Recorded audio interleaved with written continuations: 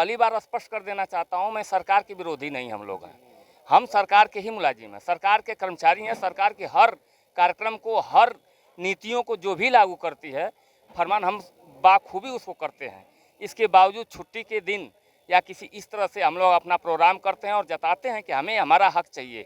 आपने एनपीएस लागू कर दिया, ठीक है, इसको नेशनल पेंशन स्कीम के रूप में आप लागू किया और बताया हमारे रहनुमाओं को कि हम 2.5 गुना से ज़्यादा इसमें लाभ देंगे पुरानी पेंशन के अलावा, और उस बाद में नेशनल पेंशन स्कीम को न्यू पेंशन स्कीम कर दिया। ये न्यू पेंशन एनपीएस के रूप में कर दिया, जिसको हमारी टीम ने नॉन पेंशन स्कीम घोषित कर दिया। कोई है ही नहीं। जब इसका रिजल्ट आने लगा 700, 800, 1200, 2500, तो उसमें चाय भी नहीं पी पाएगा हमारा कर्मचारी बुढ़ापे में। यदि आप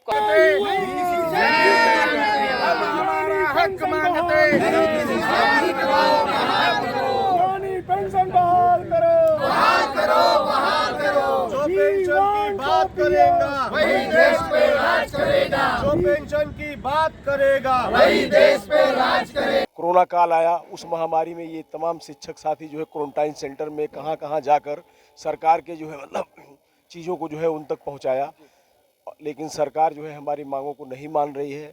जो यहाँ 10 लाख की भीड़ थी, ये जो हमारा गुंजाइश है शासन से, क्योंकि आने वाले समय में हम वोट फॉर ओपीएस, हमारा जात धर्म और पक्ष सिर्फ ओपीएस रहेगा। जो पक्ष ओपीएस लागू करेगा उसको हम मत देने वाले।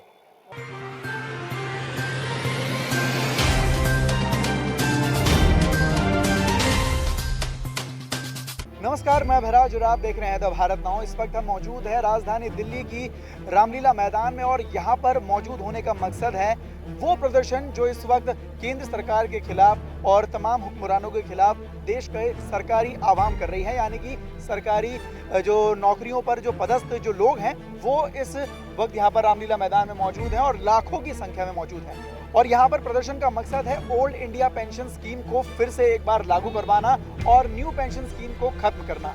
जिस तरह से यहाँ पर जितने भी कर्मचारी आप देख रहे हैं, जितनी भी तादाद यहाँ पर देख रहे हैं, ये सिर्फ एक ही मांग को लेकर यहाँ पर मौजूद है और उनका कहना है कि अगर 2024 में सत्ता वापसी चाहिए तो ओल्ड इंडिया पेंशन स्कीम को फिर से लागू कीजिए, वरना सत्ता परिवर्तन होकर रहेगा।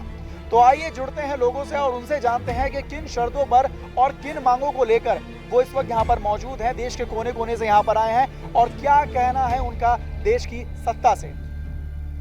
पूरे भारत देश से यहाँ पे पेंशन फाइटर आए थे और यहाँ की जो जन समुदाय है वो 2024 का वोटर है और इसे सरकार ने मजाक से ले लिया या दुर्लक्षित कर दिया।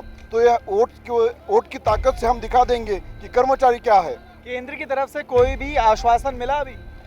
सर, हमारी टीम गई है, हमारा एक प्रतिनिधि मंडल मिलने गया है मंत्रालय में, देखते हैं अभी, लेकिन हमें ज़्यादा उम्मीद नहीं है सरकार से। सरकार एनपीएस पे सुधार जाती है लेकिन कर्मचारी ओपीएस के लिए ही मांग कर रहे हैं। और आज जो यहाँ 10 लाख की भीड़ थी, ये जो हमारा गुंजाइश है शासन से, क्योंकि आने वाले समय में हम वोट फॉर ओपीएस, हमारा जात धर्म और पक्ष सिर्फ ओपीएस रहेगा। जो पक्ष ओपीएस लागू करेगा उसको हम मत देने वाले।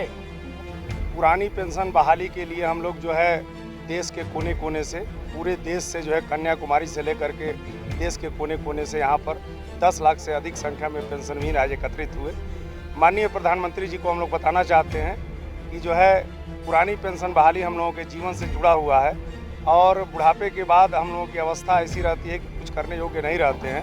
तो जो पुरानी पेंशन पहले मिल रही थी वही हमको चाहिए और इस समय वर्तमान सरकार ने जो हमको पुरानी पेंशन दे रखी है वो बाजार आधारित, शेयर मार्केट पर आधारित पुरानी पेंशन है और जिससे जो है आए दिन आजकल जो हमारे शिक्षक कर्मचारी भाई जो रिटायर हो रहे हैं उनको 800, 1200 और 1800 रुपये पेंशन मिल रही है, जबकि पुरानी महीने की जबकि पुरानी पेंशन में ये प्रावधान था रिटायरमेंट के बाद अगर कोई साथी जो है 70,000 और 80,000 पर रिटायरमेंट होता था तो उसकी आधी पेंशन मिलती थी, यानी 50% पेंशन मिलती थी। यानी अगर 80,000 उसका वेतन था तो 40,000 उसकी पुरानी पेंशन बनती थी। अब सरकार ने जो नई पेंशन नीति हम लोगों को दी है एनपीएस, ये नीति ऐसी है कि जो भी शिक्षक कर्मचारी रिटायर हो रहा है तो उसको जो है 1200, 1400, 1800 ये पेंशन मिल रही है।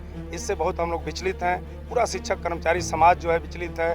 देश के तमाम शिक्षक कर्मचारी मिल करके हमारे राष्ट्रीय अध्यक्ष विजय कुमार बंधु के नेतृत्व में NMOPS इंडिया के बैनर तले आज रामलीला मैदान में ये प्रदर्शन था और इस प्रदर्शन में देश के कोने कोने से लोग आए और उन्होंने एक 2024 से पहले माननीय प्रधानमंत्री जी को एक संदेश दिया कि अगर आप पुरानी पेंशन बहाल अगर नहीं करते हैं तो हम भी जो है बाध्य होंगे और हम जो है वोट फॉर OPS का जो है मुद्दा चलाएंगे और निश्चित तौर पर वोट फॉर OPS का मुद्दा हम चलाएंगे और हम देश में जो है उसी को वोट करेंगे जो हमारी पुरानी पेंशन। क्या उम्मीद है, सरकार की तरफ से कोई पॉजिटिव साइन मिला? सरकार की तरफ दबाव तो बनाया गया, तमाम विपक्ष यहाँ उपस्थित हुए थे।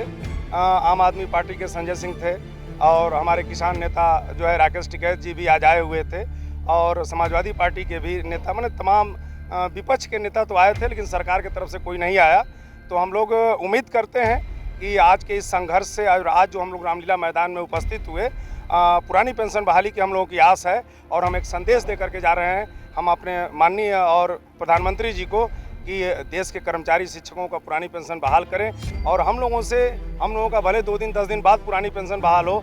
जो हमारे अर्धसैनिक बल के जवान हैं, जो सेना के अर्धसैनिक बल के जवान हैं, जो हमारे बॉर्डर पर जो है BSF के जवान जो सुरक्षा कर रहे हैं, आए दिन उनकी भी जो है आहुति जो है अपने देश के लिए कुर्बान कर देते हैं। आप कुछ बताना चाहेंगे? जी बिल्कुल, ये पुरानी पेंशन जो है 1 करोड़ जो है सरकारी कर्मचारियों के जीवन से जुड़ा हुआ है और यकीनन हम लोग जो है 2024 में वोट फॉर OPS मतलब ये होता है कि हम हमारी जो है ओल्ड पेंशन स्कीम जो बहाल करेगा हम लोग उसको वोट देंगे और इस सरकार को हटाने का काम जो है ये, चूँकि गवर्नमेंट के जितने भी काम हैं वो तमाम ये सरकारी कर्मचारी इम्प्लीमेंट कराती है गवर्नमेंट के तमाम सिस्टम को।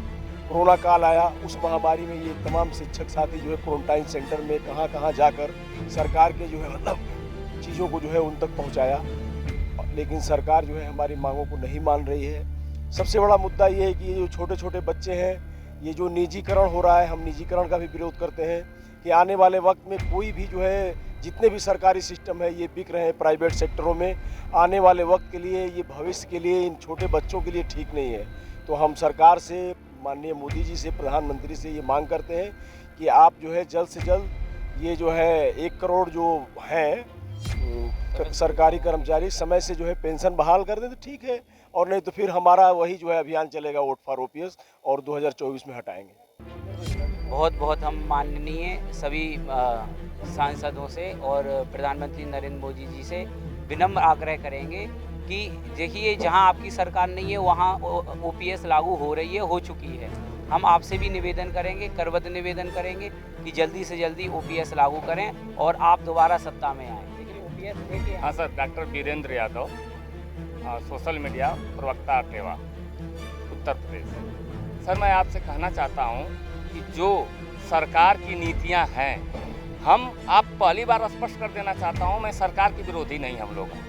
हम सरकार के ही मुलाजिम हैं, सरकार के कर्मचारी हैं। सरकार के हर कार्यक्रम को, हर नीतियों को जो भी लागू करती है फरमान, हम बाखूबी उसको करते हैं। इसके बावजूद छुट्टी के दिन या किसी इस तरह से हम लोग अपना प्रोग्राम करते हैं और जताते हैं कि हमें हमारा हक चाहिए। आपने NPS लागू कर दिया, ठीक है, इसको नेशनल पेंशन स्कीम के रूप में आप लागू किया और बताया हमारे रहनुमाओं को कि हम 2.5 गुना से ज़्यादा इसमें लाभ देंगे पुरानी पेंशन के अलावा, और उस बाद में नेशनल पेंशन स्कीम को न्यू पेंशन स्कीम कर दिया।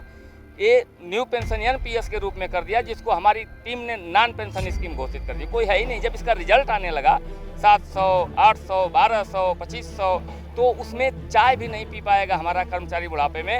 यदि आप कहते हो कि NPS इतना अच्छा है, तो मैं कहता हूँ कि पूरे हिंदुस्तान में अगर एक OPS वाला NPS लिया हो, एक व्यक्ति, तो उसको ज़रूर बताएं कि NPS अच्छा है तो ज़रूर लेता, अन्यथा कोई नहीं लिया। और मैं आपको ये भी बता दूं, हमारी संख्या जितनी बताया जाता है कि रामलीला मैदान 10 लाख संख्या, 10 लाख की इसकी संख्या है प्लस की कैपेसिटी। पूरा मैदान आपने देखा पूरा भरा था और इसके 2 गुना बाहर थे, लगभग 1.5 गुना 2 गुना बाहर थे। तो हम 15 लाख के कर्मचारी पूरा हिंदुस्तान का आया हुआ था, हर भाषा बोलता था, हर समस्याओं से था। मैं चाहता हूं कि यही पार्टी हमारी दे दे, और इसीलिए दबाव बना रहे हैं कि जो सरकार है वर्तमान में वही बहाल करते हैं। हमारे प्रधानमंत्री जी, यशस्वी प्रधानमंत्री जी बड़े बड़े निर्णय लेते हैं। 370 धारा को समाप्त किया, समान नागरिक संहिता की बात करते हैं, जब समान नागरिक संहिता की बात करते हैं तो पेंशन अपने 4 लेते हैं एमपी विधायक, 1 घंटे के लिए हो जाता है। और 35 साल 40 साल हमारा कर्मचारी करता है, जब बिल्कुल शक विहीन हो जाता है, बिस्तर पे आता है, चल नहीं पाता है, तब इसको छोड़ा जाता है निचोड़ करके इस सरकारी काम करते हुए, तो उसको पेंशन चाहिए। यदि मैं कहूँ, यदि पेंशन की बात इस हिंदुस्तान में या देश में, भारत में या इंडिया में जो भी ये लोग रखें, नाम बहुत सारा हिंदू कुश और कौन कौन सा नाम इस देश का पड़ा है, अगर इसको मैं कहूँ तो पूरे हिंदुस्तान में जितने 65 वर्ष 60 वर्ष 65 वर्ष जो भी बुजुर्ग होते हैं, सारे लोगों को पेंशन देनी चाहिए। कारण ये है कि जो बच्चे से जवानी आती है, जब से जवानी से लेकर पूरे जब उनका जवान होते हैं और जब उम्र ढलने लगती है, तब तक वो काम करते हैं, चाहे खोमचा वाला हो, चाहे अंडा बेचने वाला हो, चाहे जूता सिलने वाला हो, चाहे जो भी व्यक्ति यहाँ पर काम कर रहा है अर्थव्यवस्था को, भारत की अर्थव्यवस्था को मजबूत कर रहा है। और इसी बीच कड़ी में मैं ये कहना चाहता हूँ कि उस अर्थव्यवस्था जो हम दे रहे हैं जीएसटी के रूप में, वह पैसा कहाँ जा रहा है?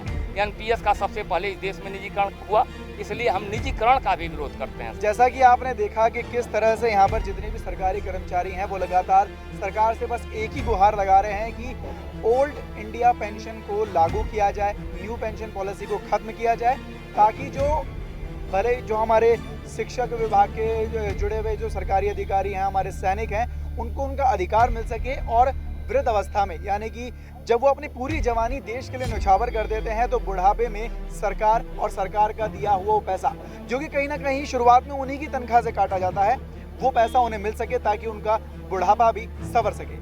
तो फिलहाल इस वीडियो के माध्यम से हम देश की सत्ता से, देश की सरकार से बस यही गुहार लगाते हैं कि इन सरकारी कर्मचारियों की भी बात सुनी जाए और उस पर सही जो भी फैसला हो सरकार की तरफ से लिया जाए। और कर्मचारियों की तरफ से ये भी साफ कह दिया गया है कि 2024 का चुनाव जो लड़ा जाएगा, जो उसमें वोट दिए जाएगा, यहाँ पर लाखों की तादाद में लोग सिर्फ इसी बात पे वोट देंगे कि अगर ओल्ड इंडिया पेंशन स्कीम लागू होती है तो ही उन्हें वोट मिलेगा, वरना सत्ता परिवर्तन होना लाजमी है।